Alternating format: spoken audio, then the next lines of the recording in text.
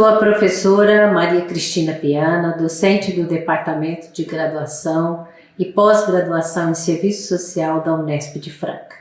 Atualmente sou tutora do PET de Serviço Social, Programa de Educação Tutorial.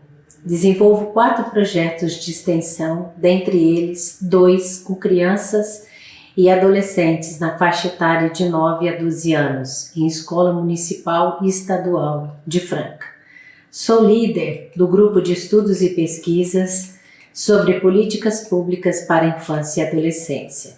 Comemoramos neste ano 30 anos do Estatuto da Criança e do Adolescente, Lei Federal 8.069 de 1990, que representa um marco na história da criança e adolescente no Brasil, que passam a ser reconhecidos como sujeitos de direitos e ainda pessoas em situação peculiar de desenvolvimento e fazem parte da agenda política, econômica e social e, consequentemente, das políticas públicas deste país. A centralidade do Estatuto é a proteção integral das crianças e adolescentes, e o Estado, a sociedade, a família e a comunidade em geral são responsáveis pelo cumprimento dos direitos fundamentais das crianças e adolescentes, assegurando seus futuros. Mas um país marcado por invisibilizar e maltratar crianças e adolescentes desde o seu processo de colonização ainda não rompeu totalmente com a cultura do menorismo. Por isso, faz-se necessário a luta dos movimentos sociais em defesa da garantia dos direitos preconizados no ECA. Por que o ECA ainda é tão combatido por alguns segmentos políticos neste país?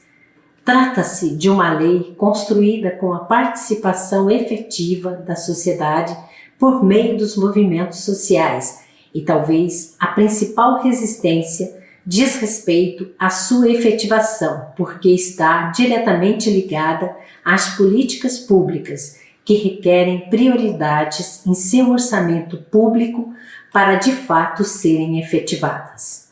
Neste tempo de pandemia, tem-se agudizado a ausência de políticas públicas, especialmente a saúde, a educação e assistência social às famílias de milhares de crianças e adolescentes pobres, e desencadeado problemas emergentes, tais como o não acesso à alimentação, a piora nas condições mínimas de saúde, as violências intrafamiliares, o agravamento dos problemas relacionados à saúde mental, o não acesso às escolas e às aulas remotas por falta de condições estruturais, como exemplo, equipamentos tecnológicos, acesso à internet e outros, as condições indignas de sobrevivência em que milhares de famílias são submetidas, sem água tratada, não acesso à rede de esgoto e milhões de brasileiros que estão submetidos à extrema pobreza,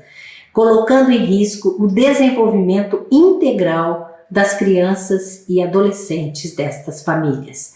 Em razão das últimas notícias de violência sexual contra as crianças, chamamos a atenção de todos para o compromisso preconizado no artigo 4º do ECA, pois diz que todos são responsáveis pelo desenvolvimento pleno da criança e do adolescente.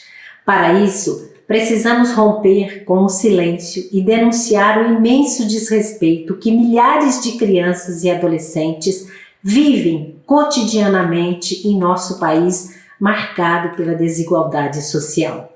Repudiamos toda forma de violência contra a criança e adolescente.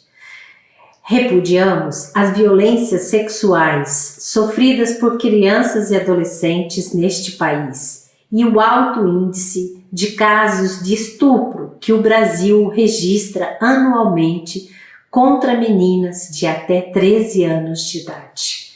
Há que se considerar que muitos avanços em relação aos direitos da infância e da adolescência aconteceram ao longo dos 30 anos do ECA, como consequências de um trabalho articulado das políticas públicas dos órgãos protetivos e da organização da sociedade civil por canais de participação democrática, ainda que há que se conquistar uma cultura participativa coletiva no Brasil.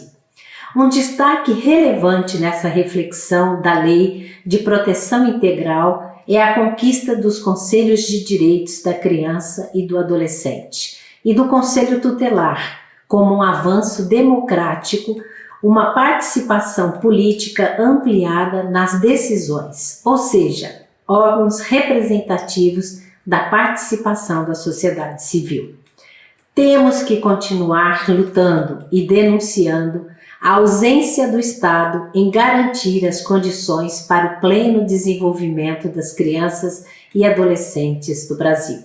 Encerro as reflexões com o poema de Elisa Lucinda. Meu coração está aos pulos. Quantas vezes minha esperança será posta à prova? Por quantas provas terá ela que passar? Sei que não dá para mudar o começo, mas se a gente quiser, vai dar para mudar o final.